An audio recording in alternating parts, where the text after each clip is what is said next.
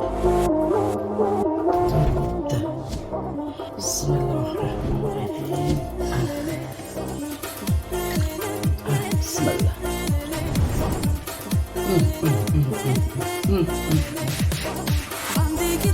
Videoni o'tkazib yubormang, men sizga uy sharoitida cheburek tayyorlashni oson yo'lini o'rgatib qo'yaman.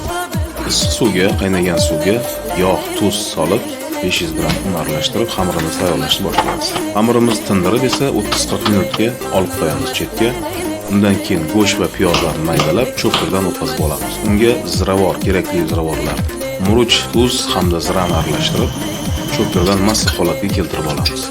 Tingan xamirimizni esa kesib chiqib, uni har bittasini bo'laklarini yoyib, chebureklarimizni tayyorlab chiqamiz. Tugayotganingizda vilka yordamida cheburekning chetlarini ezib shakl berib olsangiz, qovurayotgan paytda ochilib ketmaydi. Skavorkada qovurayotganingizda chebureklarning ustidan yog' sachratib tursangiz, ishib ajoyib holatda ko'rinishda chiqadi.